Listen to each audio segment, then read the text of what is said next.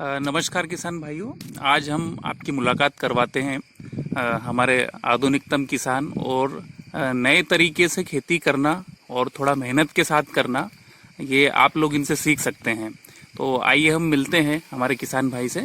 नमस्कार भाई साहब। नमस्कार सर। सर्वप्रथम अपना परिचय दीजिए। मैं राधेश्याम राजपूत, ग्राम भैसाया नागिन, तहसील काला पीपल से हूँ। जी राधेश्याम जी, खेती सभी लोग करते हैं, लेकिन इस वर्ष आपने कुछ नया खेती में करने का सोचा है, तो क्या नया किया है, थोड़ा सा हमारे अन्य किसान भाइयों को थोड़ा बताइएगा। ये इस साल मैंने सर नया एक हमारे यहाँ पे ये वर्मी कंपोस्ट खाद बनाया है। जी, ये अपने घर का जो गाय भैंस का जो गोबर रहता है उसके लिए मैंने केचुए डाले इसमें, ये वाले जैसे आप देख रहे हैं जी। इसमें ये हमारे केचुए बने हुए हैं। ये करीबन मैंने 3 से 4 बेड मैंने तैयार करी थी उसकी खाद की जी। और उसका रिजल्ट ये है कि ये इस प्रकार से ऐसी मस्त जो भुरभुरी खाद, जो जैविक ऑर्गेनिक खाद बनाते हैं। और इसमें मैंने फिर अलग से जो अपने ट्रॉपिकल कंपनी के जो उत्पाद आते हैं, टैग लाइफ और टैग मोनास, इनको इसके साथ में मिक्स किया और उसको 10-15 दिन के लिए रखा, जिससे इसके अंदर की जो भी फंगस है, छोटी मोटी जो भी बीमारियां हैं, उसको दुरुस्त करके और इसमें प्याज में और लहसुन में मैंने उसका भुरकाव किया है जी। और उसके साथ में मैंने अपने ट्रॉपिकल का टेक बायोनिक और नासा का भी इस्तेमाल किया है, जिससे आप देखिए लहसन, अभी ये मेरी 110 दिन की लहसन है और ये G282 नाम से किस्म की वैरायटी है। जी जी। अभी इसमें ये ऐसे कलियां भी आने लग गई है। और अभी कितना समय लगेगा इसको पकने में? जो इसका जो मापदंड बताया उन्होंने, हाँ, उस हिसाब से अभी इसको 20 रोज से 25 रोज और चाहिए। अच्छा। 135 से 40 दिन की इसकी उम्र है। जी। इसमें आपने, मैं किसान भाइयों को एक बार और बता दूं कि इसमें वर्मी कंपोस्ट जो गोबर से जो बना हुआ खाद है वो तो डाला ही है, साथ ही साथ ये लहसुन में नासा और टेकबायोनिक भी डाला जी जी, टेकबायोनिक और नासा। तो आप देख सकते हैं किसान भाइयों की शानदार अभी लहसुन की जो साइज है वो बढ़िया है और अभी 20-25 दिन का समय है। इतने में ये पूरी पक्के कम से कम 20% ग्रोथ अपने को इसमें और देखने को मिलेगी। हाँ, 20 से 25% इसकी हाइट अभी और होगी, क्योंकि अभी कलियां इसकी बहुत मोटी थी। अभी कलियां इसमें इतनी है ही नहीं, मतलब अभी 10%, 20%, 25% कलियां हैं। अभी करीबन ये इससे मतलब और ज्यादा 25-30% और बढ़ेगी कलियां जी, क्योंकि अभी इसमें 25 दिन बाकी है जी। ये इनका प्याज का प्लॉट है किसान भाइयों, आप एक नजर देख सकते हैं कि ये नेफिड प्याज है और इसमें अभी किसी भी प्रकार का रोग नहीं है। नहीं तो हम प्याज में देख रहे हैं कि कहीं ना कहीं पीलापन सभी किसान भाइयों के यहाँ दिख रहा है। तो ये अभी 45 दिन का प्याज हुआ है जी, 45 दिन के प्याज है ये और शानदार अभी इसमें हमें ग्रोथ और पूरा ग्रीननेस दिख रही है।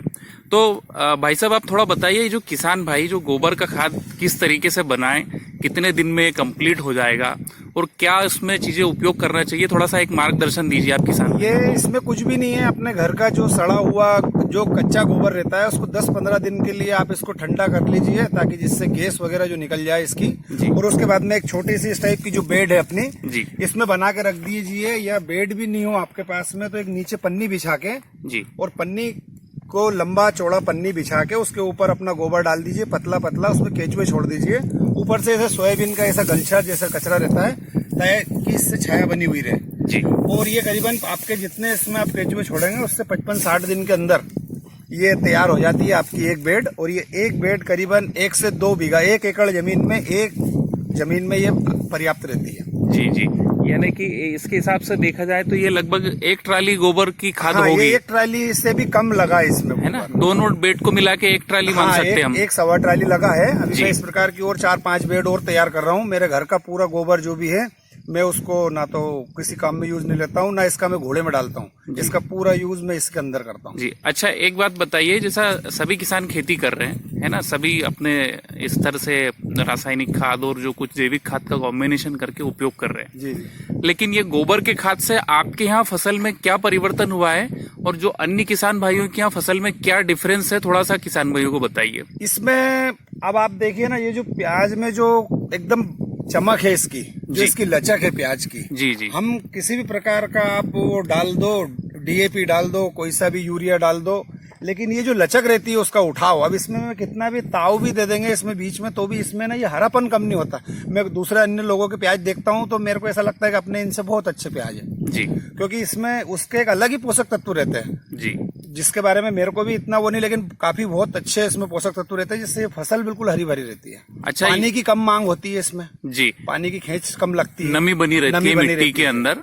और इसमें क्या, अगर हम ये गोबर का खाद उपयोग करते हैं तो क्या हम रासायनिक जो फर्टिलाइजर डीएपी है, 12-32-16 जो एनपीके है, इनका बचत कर सकते हैं हम? हाँ, बचत कर सकते हैं ना। अब जैसे आप ये बीघे बोरी डालते हैं, बहुत सारे डीएपी में 1 बीघे में 1 बोरी डालते हैं जी। मैं 10 से 15 किलो डालता हूँ। अच्छा, डालता हूँ अभी, क्योंकि मैं पूरी तरह से इसको भी जैविक में धीरे धीरे लाऊंगा। जी। तो उस हिसाब से अभी इसको मैं थोड़े थोड़े उसमें डालता हूँ स्तर पे, धीरे धीरे। फिर इसको जब मेरे खेत भी उस लायक हो जाएंगे, सब तरह के उससे परिपक्व हो जाएगा, तो उस समय अपन उसको कम कर देंगे, बिल्कुल खत्म कर देंगे। यानी कि यदि हम घर का जो गोबर है और गोबर की या खाद है, इसमें यदि हम टेक लाइफ, टेकमोनास या फिर टेकबाइनिक जो कि माइक्रोराइजा है, इससे अगर हम खाद बनाएंगे तो लगभग 40-45 दिन में कंप्लीट हो जाएगा। हाँ, 45 दिन में कंप्लीट हो जाता है। और टेक लाइफ और टेक मोनास और अपना टेक बायोनिक, इसके साथ में उसको अपन मिश्रित करके अगर 10 से 12 दिन तक रख देते हैं, तो टेक मोनास के अंदर भी कुछ बहुत सारे ऐसे तत्व है जो उसमें और जीवाणु,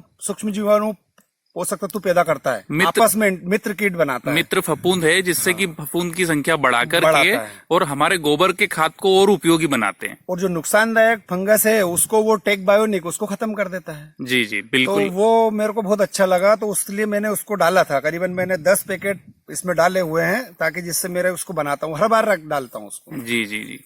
ये हमारे किसान भाई सभी देखें, ये इस तरीके से एक रेडीमेड बेड भी आता है। अगर रेडीमेड बेड नहीं हो तो जैसा कि भाई साहब ने बताया है कि एक पन्नी के साथ में हम गोबर के खाद को लेकर और उसमें टेकबायोनिक और टेकमोनास और टेक लाइफ हम डाल के और इस तरीके से गोबर का खाद बना सकते हैं। देखिए कितना महीन ये गोबर का खाद कंप्लीट हो गया है, क्योंकि ये वर्मी कंपोस्ट है, इसमें केचुए भी डाले गए हैं। तो आप इस तरीके से भी खाद तैयार कर सकते हैं और अपनी खेती में रासायनिक खाद का जो खर्च है वो कम कर सकते हैं। ये देखिए, इसमें केचुआ अभी भी जीवित हैं, और जबकि खुले में है, ये आप पेड़ की छांव में भी रख सकते हैं। हाँ, टापरी भी बना सकते हैं एक छोटी सी, इसके लिए अपन ऊपर से पन्नी डाल के या नेट डाल के, जी, ताकि छाया बनी रहे, इसमें छांव बनी रहे, जिससे ये जीव जिंदा रहे। हाँ। ये वाकई बहुत शानदार खाद बना है। ये अभी इस टाइप के केचुए हैं इसमें। जी। और ये बहुत है इसमें, काफी बड़ी संख्या में और बढ़ते जा रहे हैं। ये अपना एक घर पे बैठे बैठाए एक बहुत बड़ा काम हो जाएगा। अगर आपने साल भर में भी 4-5 बेड भी तैयार कर ली, जी, तो ये बहुत अच्छा काम हो जाएगा।